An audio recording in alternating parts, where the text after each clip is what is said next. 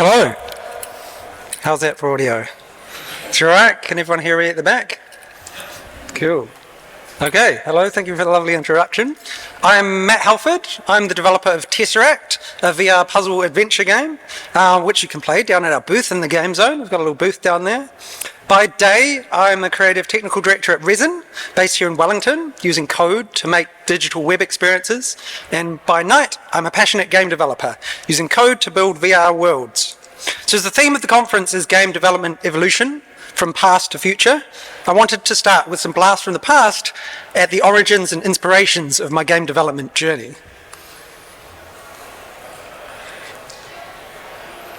Does the clicker work? Maybe we'll just tap to the next slide.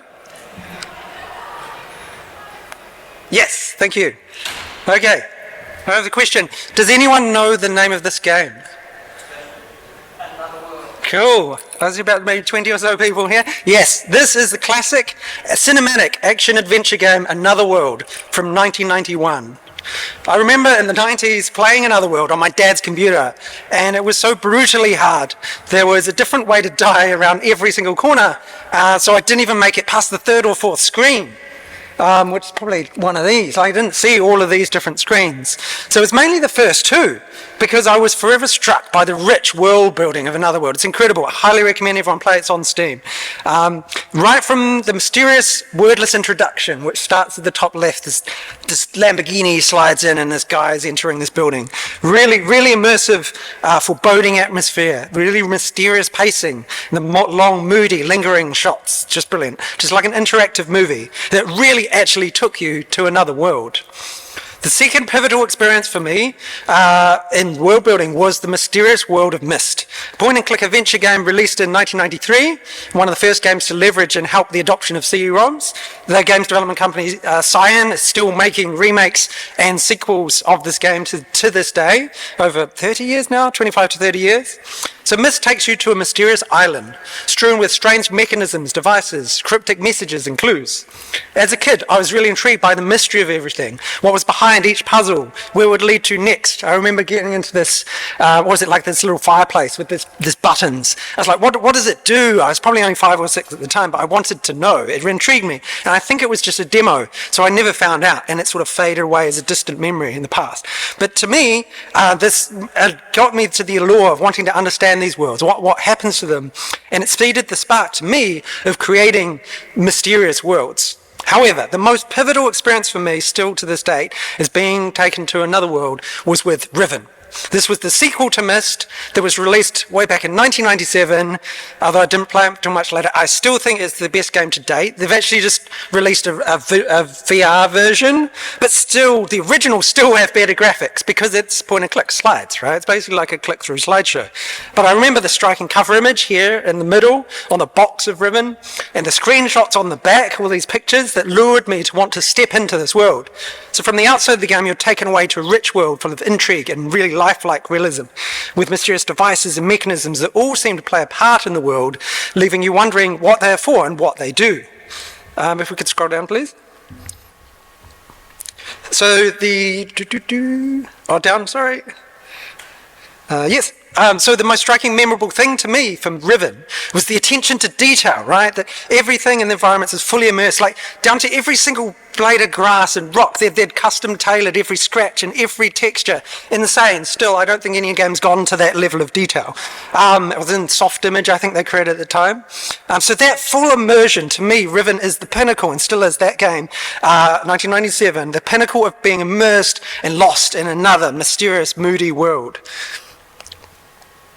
So taking to another world, for me, for games, indeed even movies and books that most fully take me to another world are those that are rich with atmosphere, mystery and immersion. I just get totally lost in that. But to me, there's still something missing. So for me, I wanted to be able to be immersed deeper. And they're there, but they're not quite there. However, technology came along. I wanted to ask if you could step inside another world, to like literally feel like you've been taken to that place, to be able to look around, to be able to see the sky and the sunlight and the clouds, trees and plants moving, animals and characters reacting to you, to be able to like literally reach out and touch things and feel like you could touch things in another world, and look at like down into the details and the clues of that world. So what if you weren't just playing a game, but actually inhabiting it? So this is when the Oculus Rift came on the scene, and I realized that it was now possible to put people directly into another world. The VR could take you on an adventure even more immersive than the adventures before, to allow you to jump into and interact with another world and its inhabitants. So I've always dreamed of creating an epic, expansive world set in the far future, where you've got all these amazing locations and characters, where you allow people to actually enter this world full of rich locations and world building, putting players right at the heart of their own adventure. But adventure games are a bit of a niche still to this day, but the niches are growing, right? It's great. You always find your audience, especially with things like Steam. But it didn't quite feel like a sustainable venture to start embarking on creating a grand adventure game with a full team, when I know full well it's probably not going to make any money. So I wondered if I could build this grand adventure game by myself, with tools like Unreal Engine now readily available to be able to do that. So I developed an initial basic test in Unreal Engine of the mechanics and approach, the basic demo of which you see here. So as the framework to kind of proof of concept to me, the epic kind of adventure mechanics and system that I'd need to create. So using this, I then said, cool, in principle, I could do this in Unreal Engine.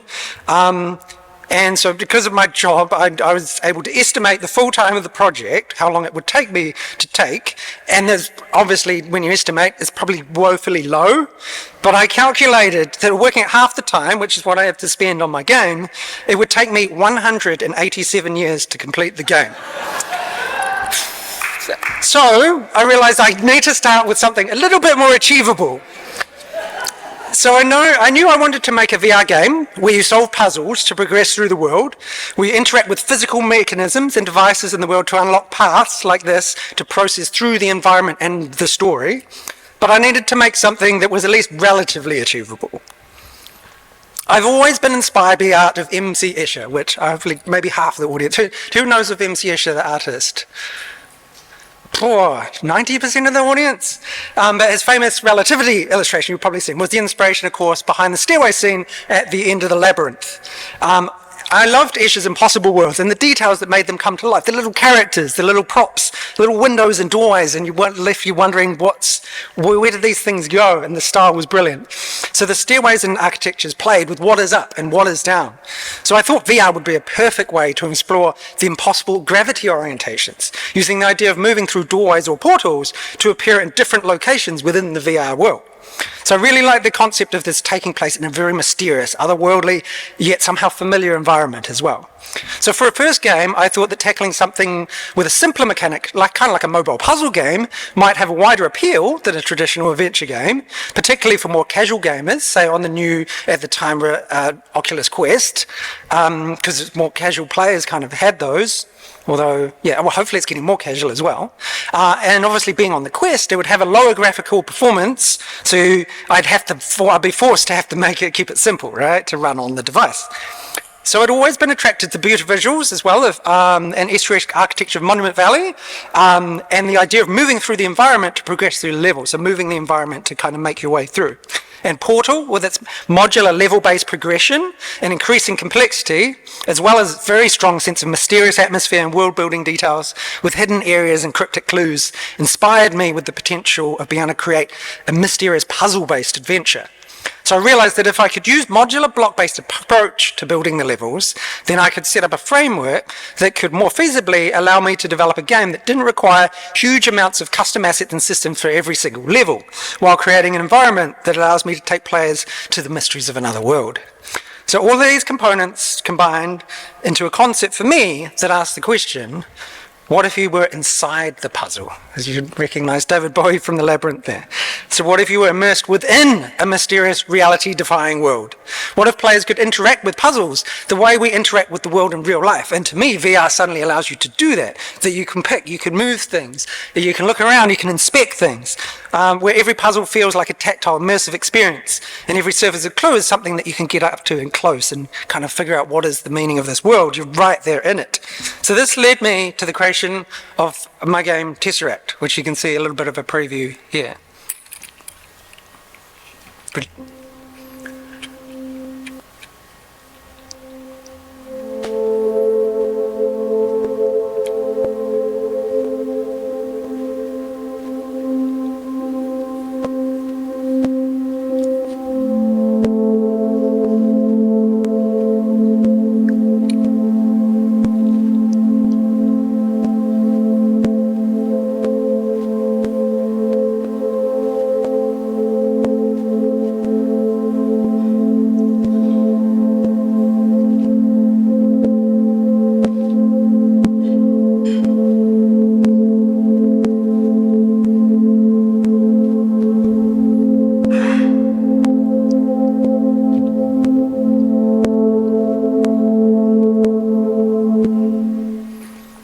Alright, so that's my game, Tesseract. Thank you. So, as I've just managed, I got it up on Steam yesterday at 4 a.m. They announced that it's up on Steam. And thank you very much, Dave, who immediately popped it in the Made in New Zealand. So you can find it and wishlist it, please do, on Steam. And now being on Steam, I've had to have a release date. So it's 12th of December this year. So finally, after about 4 or 5 years, it's coming to a hit where I'm able to release it. And of course, as I mentioned, it's down. Please do come down and try it out. Come say hi in my booth. So as you can tell, Tesseract is a VR puzzle game set in the ruins of an otherworldly civilization, where you uncover the history of what the world is. You must figure out who you are, what you must do, exploring the ruins and discovering ancient devices. So you activate, rotate and move mechanisms to move the structures around you, allowing you access to different parts of the space. You jump through portals to different locations and different orientations of gravity, and you make your way through this mysterious world in your journey to unlock its secrets.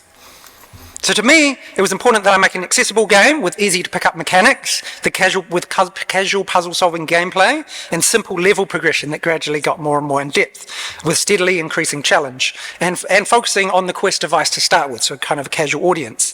And I wanted it to be quite a relaxed, contemplative atmosphere with no guns and quick reflex timing expectations, like none of that. I wanted it to be quite relaxing. Can we scroll down a little bit, please? Sorry. So I wanted it relaxing, but also with an air of deepening mystery and suspense to leave people begging more questions. So with that in mind, I wanted to add secondary details, bonus puzzles and secrets, additional environment clues and hidden locations awaiting for experts that you don't actually need to do to go through the game. You can just solve each puzzle level to make your way through and go, oh, that was nice. But there's some things at the end that hopefully leave you wanting more and realizing that there was potentially more that you could discover. So my approach was to keep it simple, right? And think achievable here, not 187 years, right? So keep it simple, no characters, no play even, so I don't have to worry about hands, realism, characters looking good, animation, all of that. First person kind of helps quite a lot with that. You can see they look a bit shitty sometimes, but the hands are kind of like glowing things. So trying to keep it simple, keep it modular, so everything is like the stairs, blocks and platforms, everything is a unit of a 1 by 1.5 meter square, so everything can be chunked together. Sometimes the block towers or doorways are two sets of those high. And starting with the first chapter, so essentially as a test to get something out in the world to see if people like it before committing to a large, very involved game. Ideally leaving people wanting more. So I could see if it worked, maybe I make some more. If it flops and no one cares about it, it's cool, next project. So yeah, just to get a first chapter out was my goal. It was important to me, as you might tell from my inspirations, to have logic and meaning behind every element and everything you do in the world. So working with a good friend and writer, Justice Smith, who is downstairs looking after the booth right now, I was working with him to explore ideas on the lore and history of the world, diving into the purpose of the structures, where and what the world is, what happened to this world, and the journey that the player would go on. Creating an otherworldly realm, exploring topics of civilization, technological progress, and asking deeper questions on the nature of reality. Sorry, is there more? I think there's more down. Sorry. Yes. So I wanted to imbue the world with a world building deepens that deepen the narrative of the world, telling the story through the environment without dialogue, UI, or language, and bringing it to life with plants, elements of existence, animals, adding mystery, meaning, and purpose so that every detail has meaning. I developed a language and a number system in the game, which can be safely ignored to complete the main ending of the game, but gives expert players the option of diving deeper and potentially decoding and unraveling more of the mysteries of the world. So initially, before developing the game in Unreal, it initially began as a browser-based prototype. So I developed at the time a simple game engine based in WebGL and 3JS to run in browsers as an easy way for me to share, view and create interactive worlds on the web and mobile. I think it was a good way to quickly make things, have anyone make things and share them with people. So I built in VR functionality into it. So I decided to test this puzzle game concept in this, which seemed to test quite well with people. However, working with the web is very awkward on VR devices. You kind of have to load up the browser and find ways to share the link, and just not good as a downloadable game, right? You could just say download on Steam or the Quest Store or whatever. So it wasn't easily bundled, and making your own game engine, that's a bit silly. There's a lot of work to maintain, extend functionality, can't really work with it. There's just so many things. It's great fun as a project, but one thing I learned is don't build your own game engine unless that's a key motivation for you and that's what you're enjoying, and you maybe don't care if you release your game. I don't know how Eric Chahi of Another World did it, but if you want to create a game and actually get it out there quickly as well, I recommend using an existing engine, which would allow you to prototype your concept, to even see if people like it, if it even works for you, before you write a custom game engine specifically for it, which is probably why you're doing it, because something surely doesn't exist to do it. Otherwise, why would you be doing it, apart from the fun? So Unreal Engine, Unity were great starting points to pick from. It makes it easier to package, leverage the existing tools, all the things that you need to build as a dev, someone's probably done in Unity or Unreal. And it means you can more easily get other people involved, right, later on, which is the idea. If I can get Tesseract out, the first chapter, then if it's a success, maybe I can get some funding and money to keep going with it. So with my goal of wanting to move towards fully immersive worlds, remember Riven, that's where I want to do, like that sort of level of realism. 187 years, we had to cut it back, so later, but I wanted to move in that direction, and I was already familiar with Unreal, so it's like, well, I knew it could do everything I want to do for this, because it can do mobile games, VR games and stuff, so that was a great place to start. So it was my first choice, because naturally I can upscale, and I have actually upscaled the graphics and stuff in the game now, especially with the Quest 3, start having more options there. So that was my first choice for adapting my WebGL puzzle game concept. So the templates and tutorials were really invaluable for me to help quickly get prototyping. Blueprints makes it really easy to code. In fact, there's only 2 characters of code in this whole project, which is 2 // to comment out the networking logic, because otherwise it wouldn't be allowed on the metastar. The rest is entirely blueprints, huge spaghetti messes of it, but it works. And if it works and it's performant, I don't need to change that. Although if I get people on board, it might become a bit of a nightmare. But so starting with placeholder elements, I could kind of prove the concept and experiment with the core mechanics. Porting to Unreal from the prototype was quite straightforward. I could export everything out of my engine, just plop it in, and the modules were easy to lay in Unreal grid system and everything, right? So it's very quick to get the basic prototypes ready. VR navigation is always a challenge in VR. So obviously kind of balance motion sickness. If you're moving people, it can get quite nauseating. But teleporting has its own drawbacks. Like in this, you're moving around on paths. So I didn't know if teleporting would work, but that actually seems to be quite a good default now, which people seem to be quite liking. I'm actually deploying a new build now where I don't kind of animate the camera, because that seems to work better. So I'm even learning things on the fly here.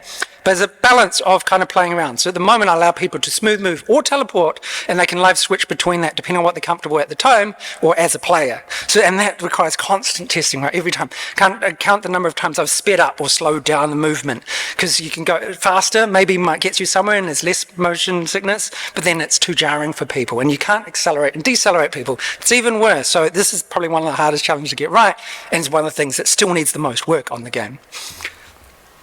So developing interactions was very easy in Unreal, just again setting up all these things to move the crank, so detecting if you're in a hit area, moving that, and you can talk to it, you can do everything, all using basic maths. And ChatGPT would have been ideal at the start, and it's real godsend to me now. I'm always like, okay, how do I do this? And it will generally point me in the right direction of any maths that I need to do, or what kind of nodes I would use. I wouldn't know how, probably 90% I wouldn't know what those nodes are, and then it gets me straight to the point. So that's been really valuable for developing all the interactions of the game.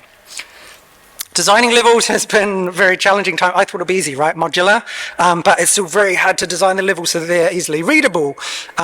Because the idea isn't like pull a button, where the fuck did that do something? It's like, well, you should be able to see it. So everything's designed that you've got a mechanism, you can see what's moving. The idea is, well, you can see where it's moving, but what orientation does it need to be? Not where the hell is it? So getting that just right, because I wanted to get the right balance of aesthetically pleasing visuals while also being completely readable at all points, where you can look around and figure it out by looking around the environment. So I developed a little symbolic system to plan them on paper as well, because when I was moving it, I'd be like, no, that needs to connect to that. I'd have to move all the blocks, and that's time consuming when you're making tweaks. I still kind of do that sometimes, but on paper, that helped me kind of draw it out and then be able to know, cool, that's working in my head now build it and test it with people, and like, oh, it kind of works straight away. So I learned a lot of that during designing levels. Modeling, I use Blender, free open source, it's brilliant. Tutorials galore for it. ChatGPT, very helpful figuring out the stuff. Not geometry nodes though. ChatGPT fucks that up all the time. It doesn't, I think because geometry nodes gone through so many versions, 90% of the time it was just giving me wrong things, but for general things in Blender it's brilliant. Starting with simple placeholders, I learned not to add too much detail, because you build a model and then like that model's not even needed, so trying to work out just building some placeholders and probably using existing assets is a good place to start rather than spending too much time there. Materials, Unreal, brilliant for making materials, very powerful. I learned it was very important to test on the device because the colors and stuff looks different. I am planning now to launch on Steam in December, so I've got to point it for that, but ironically the game looks worse on PC than it does on the device because it's been tuned for that. So I need to make sure I get all the anti-aliasing and the colors and everything looking right. So yeah, you need to test on the devices. That's what I learned a lot about them. The materials. Performance, again, is basically running as a computer on your head, right? The Quest. So I needed to test performance early to figure out what was kind of capable and continually test it. Putting up, say, a frame rate counter so I'd always be able to check that it was running at the 72 frames required, and learned that shadows don't work on mobile, or they just don't run. So I learned I needed to bake those in. So to give the visual detailing a weight to the structures, which has now actually made it feel really physical, I wanted to weather and bake in shadows and lighting into the structures, say darkening the areas that don't receive as much light. As real-time shadow isn't possible, I knew I needed to find a way to basically, because they're all blocks, I need to fuse them together before I then weather the edges. So I found out a way to do this in Unreal. Again, my best friend GPT, how do you do it? Geometry nodes, it doesn't do. Unreal, 90% of the time. It knows, Houdini, sorry.